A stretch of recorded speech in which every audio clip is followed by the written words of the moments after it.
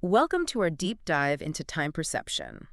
We're going to be using Time Warped by Claudia Hammond to explore how our brains create this flexible, subjective experience of time. Yeah, time. It's one of those things we kind of take for granted, Yeah, but when you really think about it, yeah. it's not as simple as it seems. No, it's really Ah, not. And it's so interesting when you start digging into it because yeah, uh, it's not this sort of rigid external force we might think it is. Our brains are constantly constructing and reconstructing our experience of time. that's one of the things that really captivated me about this book. Hammond really kicks things off with this gripping story about Chuck Berry. Not the musician, Right. a skilled pilot who had this terrifying experience. Oh, okay. I mean, imagine you're soaring through the air Uh-huh. and suddenly your wings shear off. Oh, wow. Complete free fall. Yeah. Now, I don't know about you, but I think I would completely panic. Oh, absolutely. Ugh. Yeah, I think that would trigger Yeah. our primal instincts in an instant. Yeah. But Chuck Berry actually remained remarkably rational. Yeah. And he was actually able to problem solve under this immense pressure and deploy his emergency parachute. It's incredible, right? But here's what really blew my mind. Yeah. Chuck's perception of time warped during the fall. Mm. So it felt like everything was happening in slow motion. This isn't just a subjective feeling. Right, exactly, yeah.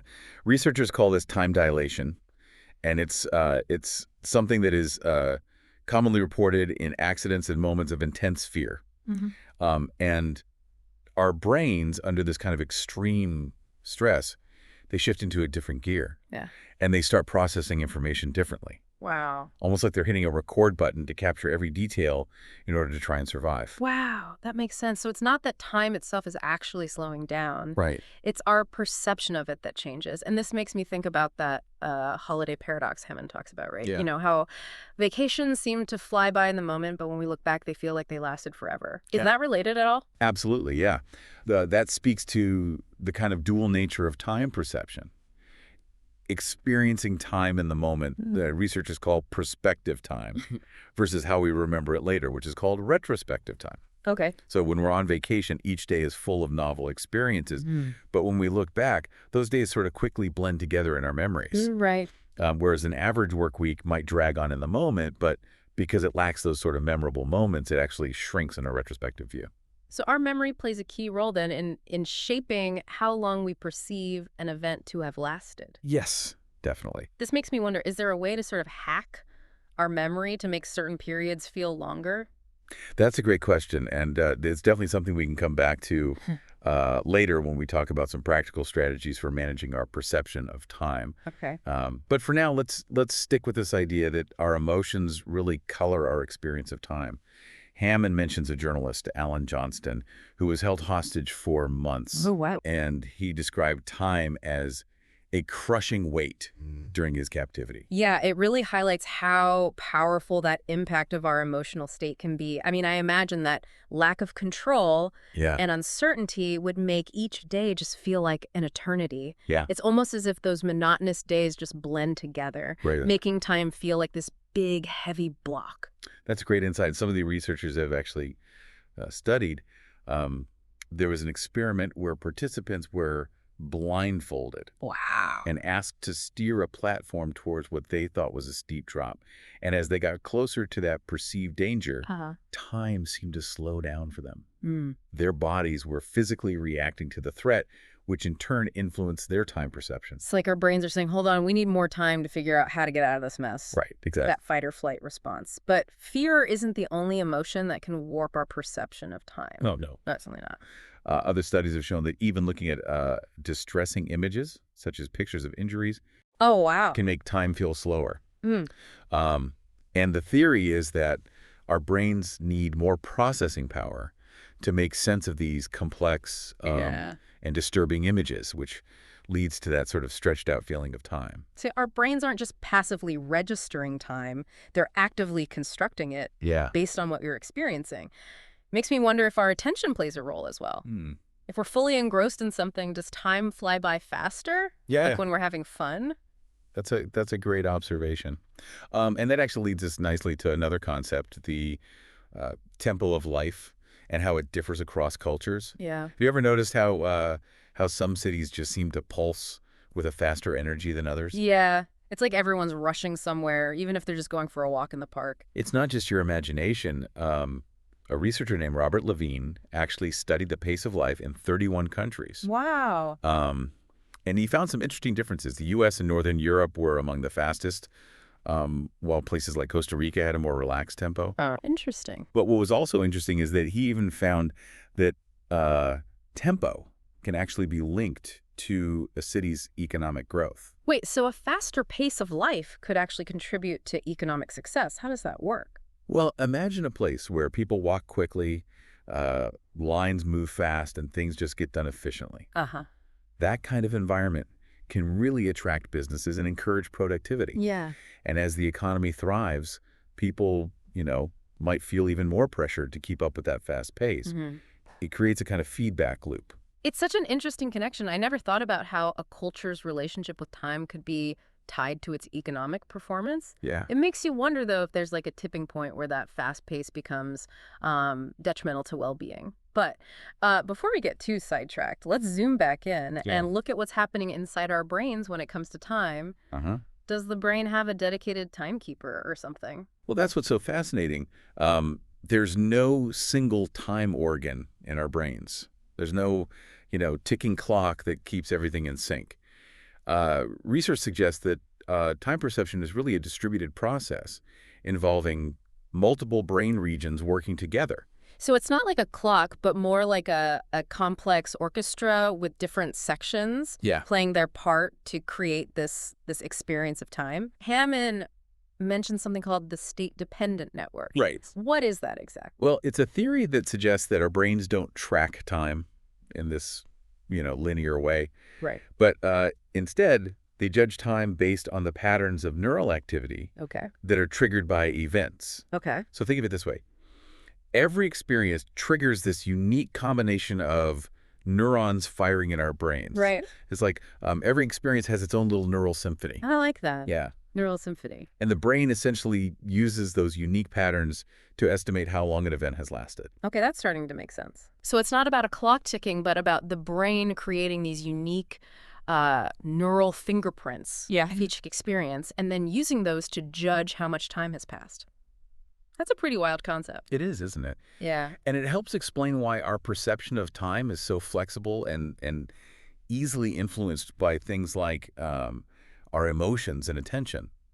So if fear or excitement amplifies those neural signals, it's like the brain is saying, wow, this must be an important moment. It feels longer. Yeah, totally. And this is blowing my mind. And I'm guessing it also explains why time seems to fly by when we're completely absorbed in something that we enjoy. Yeah. Those neural signals are probably firing like crazy, but in a more harmonious way. So the experience feels compressed, even if it lasted for hours. Exactly. That's interesting. And that brings us to another interesting question. What is the smallest unit of time that our brains can actually perceive? Ooh, that's a good question. Is there like a limit to how finely we can slice up time? Like a tick of the brain clock or something? Yeah. How small can we really get? Well, researchers believe that the smallest unit of time that our brains can perceive, what we call a moment, lasts about 2 to 3 seconds. 2 to 3 seconds? Yeah. Is that just a coincidence, or is there something going on there? Well, it's probably not a coincidence. Think about how we naturally segment activities. Music, speech, even our movements, they often fall into these 2 to 3 second chunks. Like our brains have this inherent rhythm for processing information. Interesting. Okay, so our brains have this rhythm, this basic unit of time they're working with. But Hammond throws in a bit of a curveball with this concept of time-space synesthesia. It sounds like something out of science fiction. It really does. Time-space synesthesia is this fascinating phenomenon where people perceive units of time like months or years as having specific shapes or spatial layouts in their minds. Okay, so someone might see the months of the year arranged in a circle? Exactly. Like a clock face or something? Yeah, or they might experience decades as these jagged lines or spirals. Wow. And these mental images are incredibly vivid and consistent for them. Wow.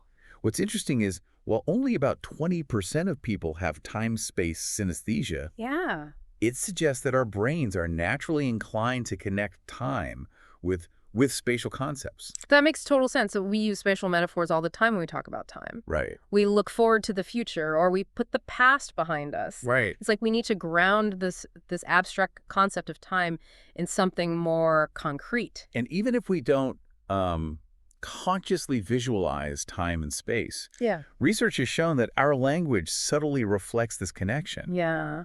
For example, English speakers consistently place the past on the left and the future on the right. It's fascinating how these unconscious patterns shape our thinking. Yeah, it really is. So we've got these rhythms in our brains, these spatial metaphors we use, all these emotional factors influencing our perception. Right. It seems like time is incredibly malleable. But what about our ability to kind of time travel mentally? Right. That Yeah. feels like such a uniquely human experience. You're right. Yeah, the ability to project ourselves into the past or the future using our memories and imagination Yeah. is a remarkable human capability. Yeah.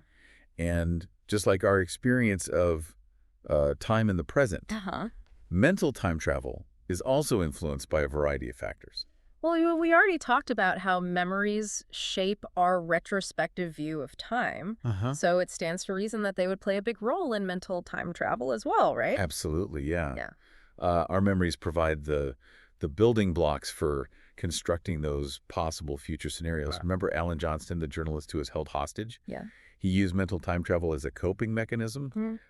He visualized himself on a raft, on a sea of time. That's such a powerful example of how we can use mental time travel to find hope and meaning in difficult situations. Yeah. But it's not always so positive, though, is it? Right. What about when we get stuck dwelling on the past or worrying about the future? That's a great point. And it's something that Hammond cautions against. Yeah. While mental time travel can be a powerful tool, it can also lead us astray. We often base our predictions about the future on extreme or recent past experiences, which can lead to inaccurate forecasts of how we will actually feel. Oh, I know that all too well. Yeah. It's like when we think that getting that promotion is going to make us eternally happy. Right. Or that a breakup is going to crush us forever. Right. We overestimate the intensity and duration of future emotions. Exactly. That's what researchers call the impact bias. Okay.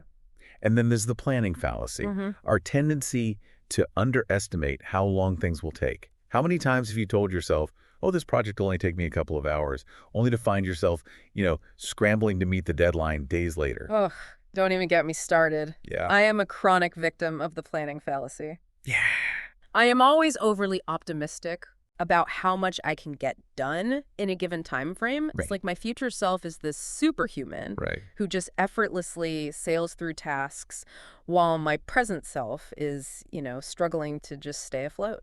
It's a common experience. Yeah. And it often stems from our failure to factor in unexpected delays or distractions. Yeah. Or simply the fact that we're just not as efficient as we think we are. It seems like we're always overestimating our future selves. Yeah. But if we know these mental biases exist, can we actually do anything to overcome them? Is there a way to make our mental time travel more accurate? That's a great question. And it actually leads us nicely to the more practical side of time perception. Hammond actually offers some valuable strategies for managing time and shaping our experience of it. It's not about magically gaining more hours in the day, but it's about understanding the psychological factors at play and using that knowledge to our advantage. So how do we stop time from feeling like it's slipping away? I'm all ears. Well, one strategy she highlights is actively seeking out new experiences. Remember the reminiscence bump we talked about earlier? Yeah. That tendency to remember events from our youth more vividly? Yeah. It's because those years are packed with novel experiences, creating those strong memory markers. So by seeking out new experiences, we're essentially creating more of those memory anchors. Exactly. That help us feel like time is expanding and not shrinking. Right. It's like adding chapters to the book of our lives. Exactly. Yeah. And it doesn't have to be, something grand or expensive. It could be as simple as trying a new restaurant. Or taking a different route to work or learning a new skill. Yeah. The key is to just, break out of routine, expose ourselves to something novel. That makes a lot of sense. It's like we need to give our brains something to latch onto. Yeah, yeah. Something that stands out from that everyday flow of events, but what about those times when we're kind of stuck in routine? Yeah. When we can't just, jet off to a new country or take up a new hobby. Right. What then? Well, that's where the power of what are called flow states comes in. These are those moments when we become completely absorbed in an activity, losing track of time and feeling a sense of just effortless focus. Oh, I love those moments. It's Yeah. like entering a different dimension Yeah. where time just melts away. Yeah. But they seem to happen so rarely for me. Right. It's almost like a happy accident when it happens. Yeah. Can we actually induce them intentionally? Absolutely. Yeah. While flow states can sometimes feel spontaneous, they're actually things that we can do to cultivate them more regularly. It's about finding activities that challenge us just enough to keep us engaged without being so difficult that we get frustrated. So it's about finding that sweet spot where our skills and the demands of the task are perfectly aligned. Right. And when we hit that zone, time takes on a different quality altogether. Yeah. It's like we're fully immersed in the present moment without that usual mental chatter that distracts us. Precisely, yeah. And that brings us to another powerful tool for managing our experience of time, mindfulness. It's about bringing our attention to the present moment, observing our thoughts and feelings without judgment. Yeah. Mindfulness seems to be everywhere these days. Yeah. But how does it actually help with time perception? It's not like it magically adds more hours to the day. True. Yeah. But what it can do is it can help us feel less rushed and overwhelmed. Okay. By slowing down and focusing on the present, we're essentially expanding our awareness of each moment. Okay. It's like we're stretching out those 2 to 3 second, moments that our brains perceive. I see. So instead of constantly rushing from one thing to the next, lost in our thoughts about the past or future, mindfulness helps us kind of tune into that richness of the present moment. Exactly.